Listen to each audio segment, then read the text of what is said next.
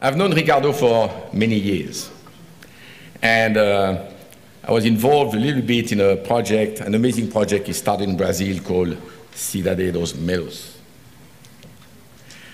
But beyond that, I attended an amazing meeting, which is one of his undertakings called DNA Brazil.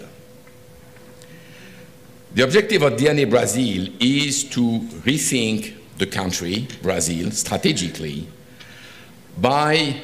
in an interdisciplinary way, by having all sorts of people meeting, whether they are anthropologists, artists, biologists, mathematicians, geographers, community leaders, mathematicians, doctors. And I must say it's an amazing and impressive group of people, collaboration as President Clinton defines it. So Ricardo is known for his innovative, but more importantly, people-centric management style. Ricardo is a true visionary who knows how to improve things by rethinking, changing, and improving relationship between people.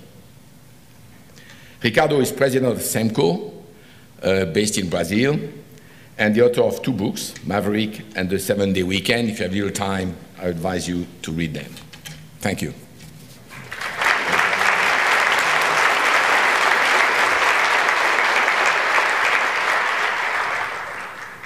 He gets a slight commission for selling books.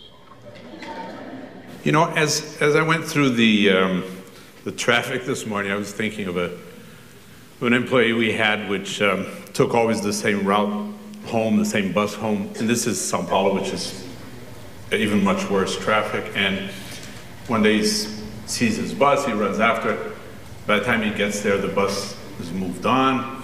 And then he says, well, traffic's so bad, I'll run and pick it up at the next stop. Make a long story short, he does this a couple of times and he says, forget this, I'll just run all the way home. So he gets home, he gets there and he says, Maria, you don't know what I did. I saved $1.25 by running after a bus instead of taking it. And she said, oh, Manuel, you're so stupid. You'd have saved 32 bucks if you'd run after a taxi cab. Now, when I think about the issue of how do we move, what are we choosing as paths, what does upward mobility mean? If you say, you know, my greatest hope in life is to move from nothing I have to be owning a newsagent stand, or I'm going to look and say, this is the rapper I want to be, and I want to have gold chains and Aston Martins. Does it really make a difference? Is there really a difference? Is there really a chance? I'm part, obviously, not only of the 1%, maybe the 0.1%. The feeling I have is that we are not interested in giving up anything, essentially. And the same way as if you look at how women have fought their way, let's say, in the last 150 years into organizations or companies, that men haven't really given up the space. Women have had to take it for themselves. If at our home, which is relatively big, we could we could have a party, a dinner party for 85 people. If we chose the right 85 people to invite, if we knew them, and we brought them in, we would have seated at dinner the same amount of wealth as 1.4 billion people on the planet. There's something wrong with that proportion. If we were able to put together 400 and something people, 470, we would have exactly 50% of the wealth of the world. We talk about the importance of democracy in our lives. We'll send our kids to die for it way across the world. We think it's the most important thing we have. The world is becoming ever less democratic. When you think about the workplace where we spend most of our time, have you ever run across a democratic workplace? When you think and you say, I'm going to do the following, I'm going to make a list of the largest incomes in the world between countries and companies. I say, here's the US, and here's Switzerland, and here's this, and here's Apple and Exxon and Walmart. When you make that list, you find that of the 100 largest revenues in the world, 42 of them are companies. When you look at any of these, Exxon or Walmart, etc., they have the revenue, one of these companies has the revenue of Sweden, not Swaziland or Zambia, Sweden, one. If this power has been transferred to so few people, to so few companies, where democracy is not an issue at all, we can't be making headway in terms of democracy, and we're not.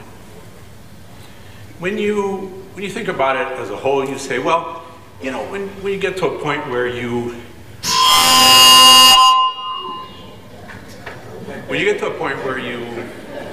have accumulated, and this is the format we have in place, which is very ineffective.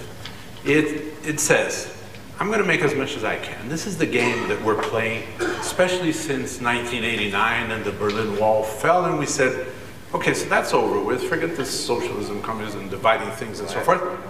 Capitalism, as we know it, has won. And it's become more savage capitalism ever since.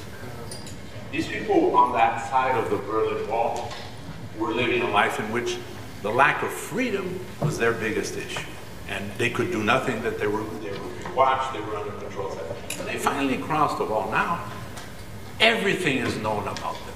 We've come to a point where Berlin has 28,000 public cameras on the streets. It was much better in old Berlin because you could put on a raincoat and a mustache and you'd be okay. Here, they know what you're buying, what you're looking at, who you talk to, whether you're on the phone. Essentially, a lot of what we've promised, saying, well, once you have capitalism, you'll be okay. There's an opportunity for everyone. You can make it. Just go, believe in yourself. Listen to background music that says, I'm going to go. And then 15 minutes later, you're back where you were with very, very little hope and very, very little statistical chance of it ever working out. The people then come to this game, which is make as much as you can.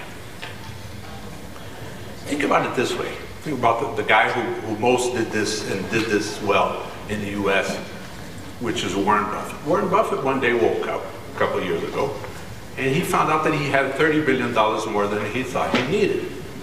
And he said, wait a second, I must give this to the world. I must give this to the people who need this. Who needs it most? And he thought of one person, which was Bill Gates.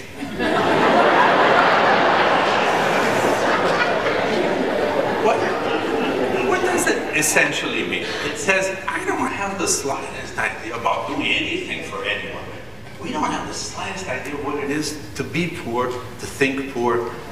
Being hungry to us is really, 15 minutes to lunch.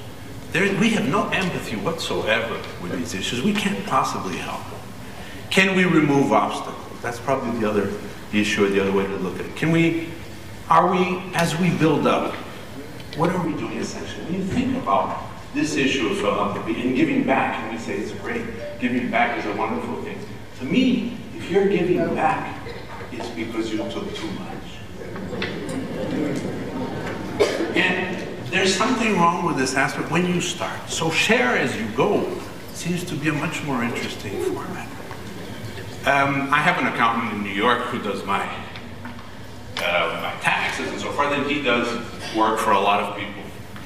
And he did a study, and he concluded, he put a table together, and he showed us how today I would have 4.1 times more money in the bank if I had made money with money.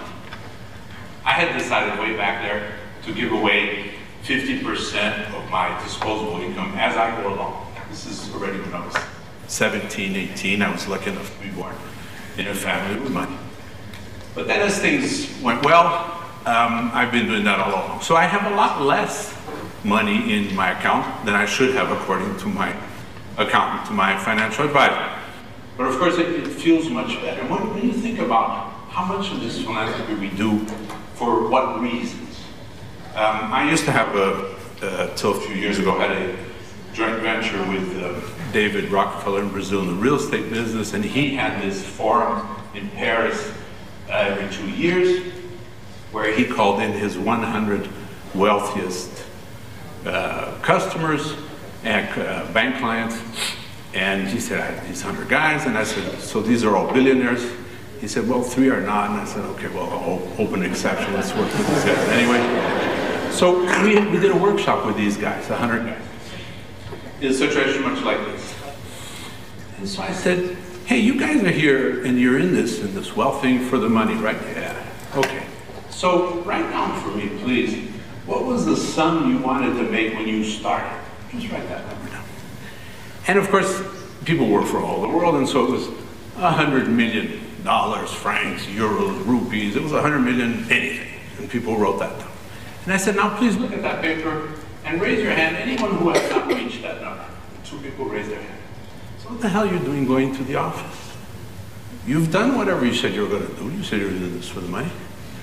So maybe it's not that. Maybe now you feel you have to generate jobs and use your talent for gratification and so forth. So how many people here have donated something important? Everybody raised their hand. So you're giving back, we're giving back. How many people here have donated something, a wing to a hospital or something in the museum? How many of you have donated this that I can go see? That's something that's called the anonymous wing. And I said, are you really donating? Does it have to do with anybody else except yourself? And so, sure, go solve your problem. Let's solve our problems instead. But how do we create a system? How do we create a method which makes it possible for us to break through these formats that are very solidly in place and getting stronger as every year goes by? From a company standpoint, we have a company there that has many thousands of people. We've been there now for 30-something years, and we've been doing now for these 30-something years, we've been asking questions, and we do this by a very simple system which we call 3 whys, which is 3 whys in a row. Because everything, anyone who has kids, we have 5 small ones, we know what it's like. You ask them, they ask you something, and they say, why, Daddy, this? And the first answer, oh, because this is rule. Then the second, but why that? Well, you know, it's more complicated, you're not old enough, and so forth. And by the third why, you have only one solution, which is to buy them an ice cream. This is what we do here. We say, why are we wearing suits and ties? You know, so that we'll look more like each other. And why do we want to look more like this? Nothing is, why do we all get up at the same time and go through heavy traffic? Why do headquarters exist anymore? There are a lot of things that will not resist 3 whys in a row. So what we did with the company over these years was to ask these questions. So we'd say things like, why do we want to know how many hours you work? Why do we want to know whether you came on time? Why are we dealing with boarding school issues at a company? All of them are, why is that person making more than me? I came here, I was at that meeting. If I wasn't at that meeting, how come? Why are we dealing with this? Our essence is really, there's a product, there's a service, there's something. We're trying to make you interested in working for this. And then we put the 2 things together. We haven't had a headquarters for 15 years. We have, when you think about it, look today at the new Norman Foster building for Apple. A $5.1 billion headquarters, 100 football fields in size. This company is about mobility. What the hell are they doing? So there's something wrong with what we've come with. We've just brought all this stuff with us, and we don't stop for a second to think about it. What the hell are we dragging people across town in subways and trams and mass transit and so forth, all to be here at 8:15 to find?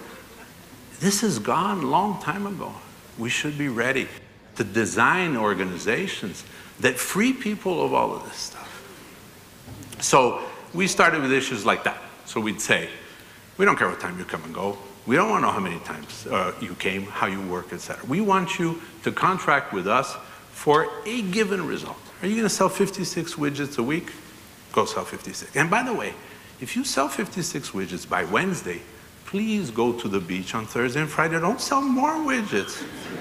Because you're going to create problems for application engineering, for manufacturing. We're going to have to go buy companies. And where you do this from, how you do it, how you dress, don't tell us. At one point, we had about 5,000 to 6,000 people, and we still had an HR department, which we've which we brought down to 2 people, and luckily one of them is retiring this year. So we're saying this, we can't have a department that takes care of people. People is the only thing we have.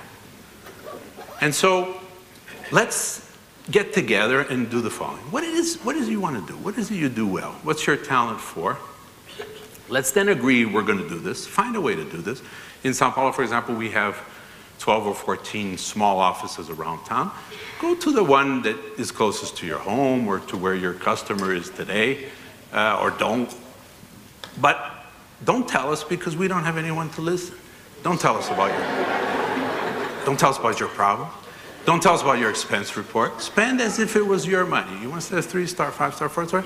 And what we'll do is every 6 months, and when you look at any budgets that you have that are yearly budgets, and we found that out early, all the good things are going to happen in the second half. And so we say, let's do something else. Let's do a rolling 6-month budget. And that's what we've been on for 31 years. And so we say, sit down, tell people that at such a time in such a place there's going to be a meeting about the budget, and anyone who's interested shows up. The people who show up talk about it and put together a budget for the next 6 months. If not everyone fits, you're going to sit and say, what do I do with this next?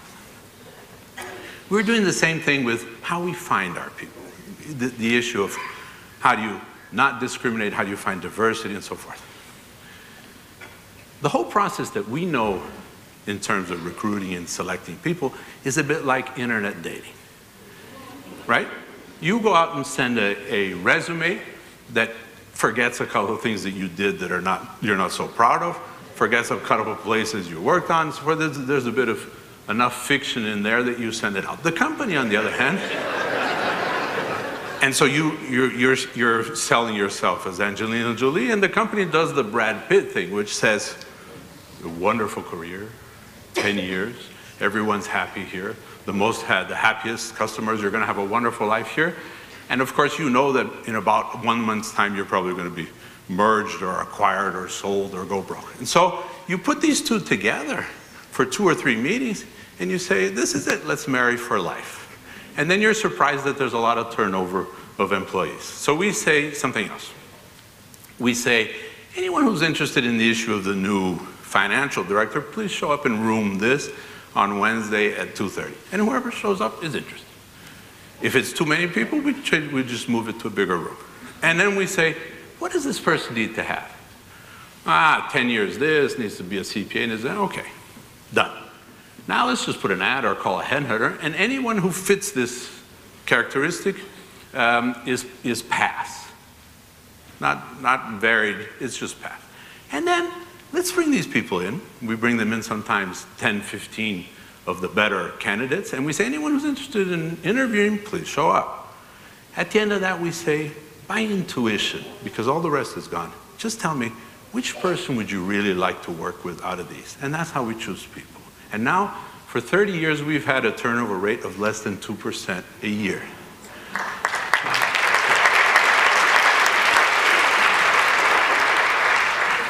But essentially what we're trying to do is undo all of the issues that don't need anything. One good example is the question of salary. When you think about that, there's 3 things that we know about salary which are relevant. How much do people make somewhere else? How much do people make inside the company? How much can the company afford? There's 2 things we know nothing about, which is, what would you like to be making considering your spouse, your ex-college mates, and people, your neighbors? And 2, what is it that you want to buy, have, etc., that you can't have? We know nothing about this. So either we take the 2 and we have a lot of therapy sessions, or we give them the 3. And so we say, here's what everybody makes. Here's what people make somewhere else. Here's what the company makes down to the last cent. Now tell us what your salary has to be. And so we've had this self-set salary program for a long time. And people say, oh, people are going to abuse, and they're going to say, sure, why can't I have $300,000? Because these same people will meet every 6 months and put together a budget, and they have to believe you're worth it. So people find their own place in this so that we can slowly move away from all of this. So as a company, we think that the proof that businessmen are looking for, bankers are looking for, is all there. The company went to from 100 people to a company of hundreds of millions of dollars. It does very well, made 41% average return for 25 years in a row. So there's nothing wrong with that. People then start off on their own and they say, I think I have an idea for a company, and there's a fund where people can take from and start and so forth. As we went over this, we said, well, let's look at something else. Where is this problem starting?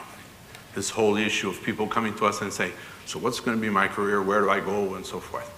I spent some years teaching MBAs at MIT, and I looked at these guys, and it was always clear to me that this is a self-selected group, much as you are. These are people who already have conditions. Very few of them are coming from a poverty situation. These schools are very expensive. These people are self-select for being tough and competitive, and with enormous content of BS. People learn how to articulate themselves very, very early.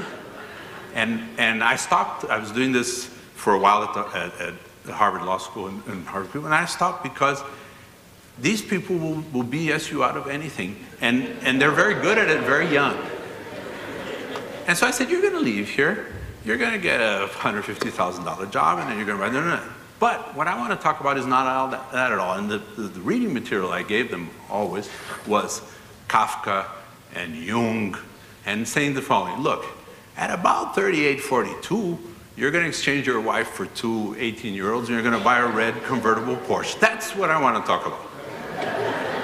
Because the rest, you'll get there. You'll be fine. But the question is, at some point in time, and I had this with one of my 5 kids, the smaller one, when he was 3, we were in a jacuzzi, and he said, Dad, why do we exist? There's only one question, and it comes to you at about 3. And you'll spend the rest of your life trying to answer it with no success. The issue, therefore, of this, when we looked at it, was probably how we school everyone. Because we're already starting with a whole process that says, sit down, shut up, 50 minutes, move from this, move from that, and so on. And then now you're ready to go to the company, now you need to go to college. Something with this whole process is wrong. And also, to make a long story short, we started schools. Because we said, let's work with these guys where the problem starts. Where does it start? And we figured at about 2. So we said 2 is a good place to start. So my wife Fernanda that's here, who runs the schools, our little one hit another girl at school. So they sent him home. And he came home on the van, and he came home to talk to her. And she sat with him, and she said, so Arthur, and he said, he was 4. He said, you know, I was thinking on the van, and I think it's better for both of us if I go live somewhere else.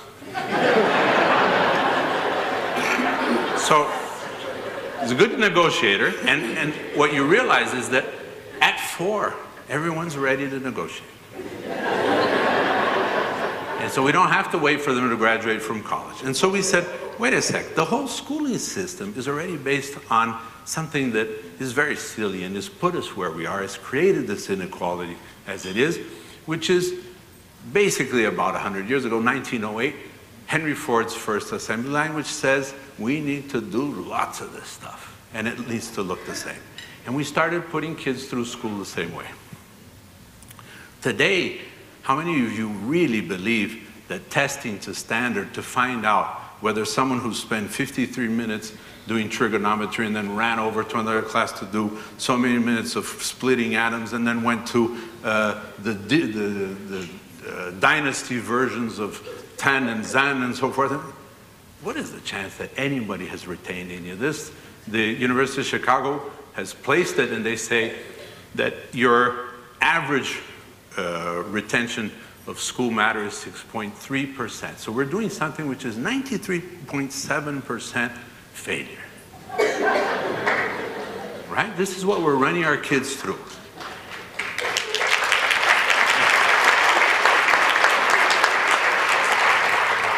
And then we take this and say, oh no, we have access to good education. We need to get the people who are disenfranchised, they have to go through a good school, that's the good school. So there's something wrong with that as well. So we said, we'll start schools. So we did. And we have a public school and we have some private schools.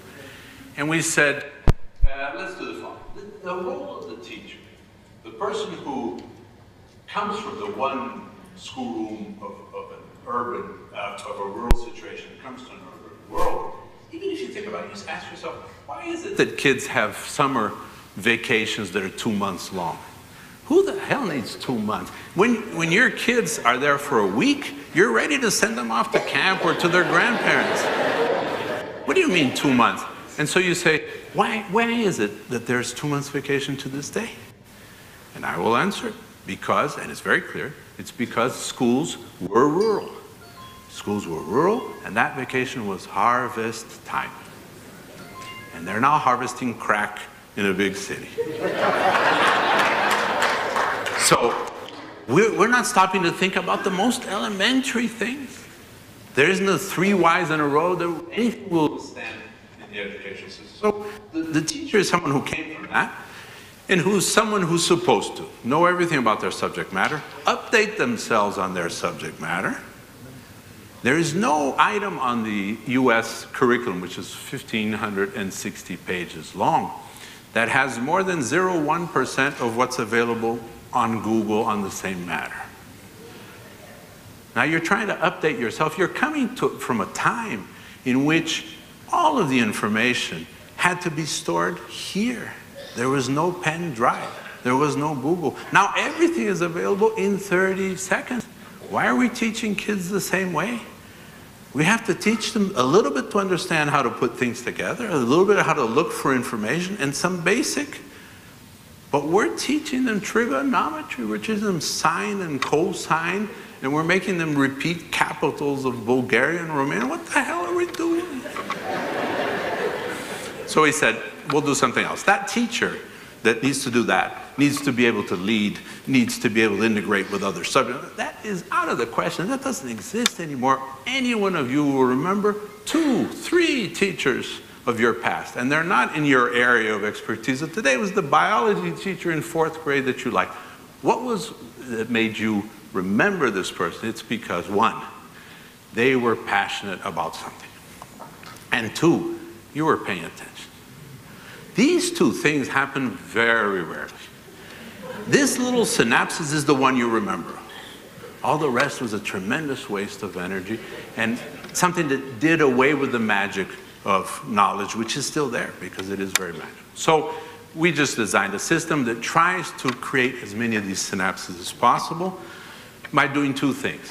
The kids decide what it is they want to study, and then we go out and we look for people in the community who are passionate about that. So we'll do things like World Cup soccer at the right time. And people say, well, how much can you teach with World Cup soccer? And we say, well, geometry. Let's try a different format of the field and see whether this works. Physics. How many watts does it take to light up a stadium? If the referee whistles on one side of this thing, why does it take 1.5 seconds, 2 seconds for the guy to stop playing at the other end? Why is the team in Holland composed 43% of blacks? When you think about it and you say, the wife of a black player who moved and became Dutch in order to play soccer, when it's time for her to have a baby, will the state pay for it? How come cesareans in the Brazilian public health system are 86% of births and 2% in Holland? So there's no end of chemistry and biology and of course geography. It's very easy to teach anything if the subject is World Cup soccer and that's what they wanted. And we'll go out and we'll look for masters, for people who are passionate about any aspect of that. Doctors who are passionate about birth control or cesareans, mathematicians, physicians, and they're very easy to find. And so based on that, and the first hour of class for everyone in school is reading the world. And so they go online or something that happened yesterday, and they try to figure it out. And that way, if you do this over the years and you're doing it this way, all of the subject matter has disappeared. And we have a digital mosaic that keeps track of what they've learned and what they need to do from our standpoint to go out into the world as full adults. That's the system. And we say, look, we don't want to get into the issue of all the school rules and you need to do this and you do that. You're good negotiators, as we know, as of 4. So we'll do the following. Once a week, we have a thing called a circle, and during that circle, you guys figure it out. So for example, can we all hit each other? Sure, go and hit each other and see how long that'll last. A week later, somebody says, wait a second. A 6-year-old, a 10-year-old, they say, wait a second. To hit, this will happen, we're going to do this with that. Within a month or 2, they have the same rules you do. Because the rules we have are not adult rules, except that the school is not being run for adults. It's being run by the kids with those issues. So we'll take care of administration, finance will help find the masters, etc. But we don't want to get into this. It's a terrible waste of time. They don't need it either. So as we've been doing this over the years, of course, we've realized, for example, the standard testing in Brazil, the average testing on this worldwide scale is 43 out of 100. And our kids in the public school average income $160 a month, have a 96 out of 100, and they've never seen math, biology, or anything like that. And it says less about the school than the standard, which is already so low that it's relatively easy to reach. If anyone is interested, if anyone's awake. And so, in essence, when you think about it, what are possible solutions, what are possible formats that put all this together with the issue of inequality, access, discrimination, diversity, etc. So we've created an NGO that's called Peacework. And it comes from factory piecework, but it's peace man. So this piecework, which isn't going anywhere as a matter of fact, as an NGO, because it's very difficult to get support, but it's there. It's something that we've started. It tries to tackle some of these issues outside the company, outside the school. And basically what it does is this. It creates a portal and a way for people to work wherever they are working blind to the company. Essentially, when you look together, we're talking to the UN High Commissioner for Refugees. There are 51 million people in refugee camps. Do you know what the average stay in a refugee camp is? 17 years. That is the average. If you look at the prison population, if you look at the inner city ghettos, if you look at slums of Brazil, how are these people ever going to access work in the world? And for us to say, it's a world of opportunity, and you just have to get up early and get up early in a refugee camp for 17 years, and it's not a bad thing to do. So we've started a project where we're trying to beam in this system of schooling, which requires almost nothing. All it requires is a satellite, which is available almost everywhere, a few stations, and people would qualify and certify themselves. And then what we want them to do is the next thing, which is be able to work without the company knowing anything about you. Because we're saying, why the hell do you want to know if the person is white, black, Jewish, old? So why is this of any importance to you? So there's a portal where you task out legal work, administrative work, back office work, etc. I need someone to do this. And people will bid for that work, and the value of that work will change as it gets more urgent. But the person will be able to work from a distance. And the company is blind to the person.